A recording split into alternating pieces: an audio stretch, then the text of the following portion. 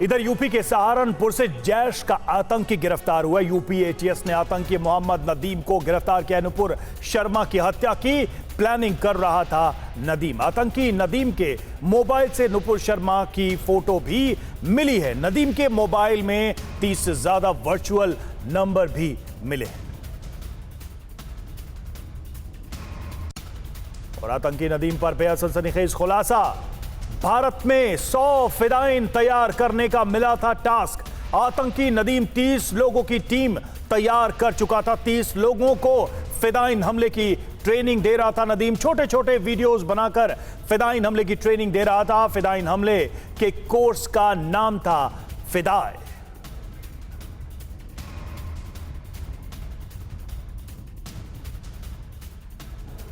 जितेंद्र शर्मा हमारे साथ इस वक्त जुड़े हुए। जितेंद्र, नई नई जानकारियां मिल रही हैं। न सिर्फ नुपुर शर्मा पर फिदाइन हमला, बल्कि फिदाइन हमले करने के लिए पूरी की पूरी सेना तैयार करने की साजिश, और इस ट्रेनिंग का, इस कोर्स का नाम भी बताया गया। क्या क्या और बातें निकलकर सामने आ रही हैं?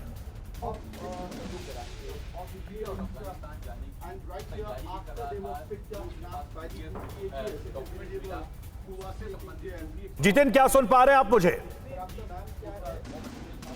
तो देखिए, फिदाए जिस कोर्स का नाम हम बता रहे हैं, यह भी बात सामने आई है। छोटे छोटे वीडियोस बनाकर ऐसे लोगों को ट्रेन करने की कोशिश जो इस खतरनाक प्लान में शामिल हो रहे थे। 100 ऐसे फिदाइन तैयार करने की योजना थी। और हैरानी की बात यह है कि 30 लोगों का ऐसा नेटवर्क भी बना चुका था नदीम, उनको ट्रेनिंग भी दे रहा था। इस वक्त हम मोहम्मद नदीम के गांव के अंदर मौजूद हैं। ठीक उनके घर के अंदर ये देखिए, ये नदीम का घर है। ये काफ़ी पुराना बना हुआ घर है। और ठीक सामने आप चारपाई पर नदीम के पिता को देख सकते हैं, जो कि पिछले 3 महीने से बीमार बताए जा रहे हैं। और इसी अवस्था में घर के अंदर ये चारपाई पर लेटे रहते हैं। ठीक है, परिवार आप सामने कमरों के अंदर बैठे हुए देख सकते हैं। कुछ गाँव के लोग मौजूद हैं, उनसे बात करते हैं, जानने की कोशिश करते हैं आखिरकार नदीम का गाँव के अंदर व्यवहार किस तरीके का था। नाम क्या सर आपका? मसरूर राणा है सर। राणा साहब, ये बताइए, नदीम को आप कैसे जानते हैं? नदीम नफीस का लड़का है जी। आपके पड़ोस में रहते हैं? जी हाँ, हमारे गांव के हैं। अच्छा, जिस तरीके के आरोप एटीएस की तरफ से लगाए गए हैं, उन पर आपका क्या कहना है? बस जी, इनका तो मैं ये कहना कि यहाँ वो खेती है, इनके यहाँ खेती कर रहे हैं, अपनी मजदूरी कर रहे हैं। क्या आप आस पड़ोस के लोग हैं, कभी आपको लगता है ऐसा था? ऐसा तो हमें लगा नहीं जी कभी भी।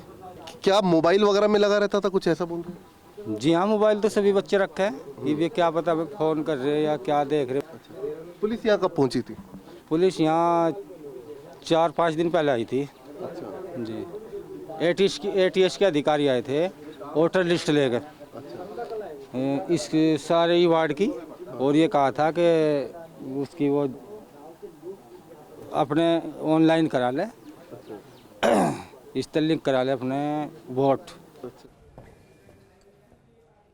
और आतंकी नदीम के गांव से संवाददाता जितेंद्र शर्मा की हमने ग्राउंड रिपोर्ट आपको दिखाई। खुद जितेंद्र इस वक्त हमारे साथ जुड़े हुए हैं, सीधे चलेंगे उनके पास। जितेंद्र, कई बड़ी बातें सामने आ रही हैं। 100 का फिदाइन ग्रुप बनाना, 30 ऑलरेडी इस ग्रुप में शामिल थे। छोटे छोटे वीडियोस के जरिए ये ट्रेनिंग चलाई जा रही थी। और क्या बड़ी बातें निकलकर सामने आ रही हैं? और चूंकि आप वहां मौजूद थे, क्या आसपास के पड़ोसी और उसको जानने वाले लोगों को जरा भी अंदाजा था कि ये सिर्फ अकेला नहीं बल्कि एक नेटवर्क खड़ा कर रहा है भारत में आतंक का, फिदाइन हमले का?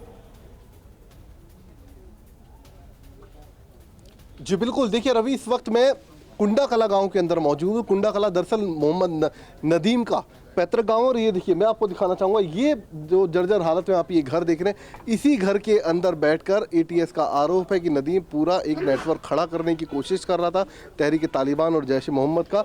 और जो नदीम के पिता हैं, ये देखिए ठीक बराबर में जो खाट पर लेटे हुए आपको दिखाई दे रहे हैं, नदीम के पिता हैं, जो कि पिछले 4 महीने से इसी तरीके से बेड पर लेटे हुए हैं क्योंकि तबीयत बेहद खराब है। ठीक सामने कमरे के अंदर, ये एक कमरा आप देख सकते हैं, कमरे के अंदर नदीम की मां है जो कि ठीक इसी हालत में है, उनकी भी तबीयत काफ़ी ख़राब है। और गांव के जो लोग हैं उनका कहना है कि नदीम पिछले 5-6 महीने से सिर्फ खेती का काम कर रहा था और अपने माँ बाप का किसी तरीके से खाना बनाकर उनका लालन पोषण यहाँ पर करने की कोशिश कर रहा था।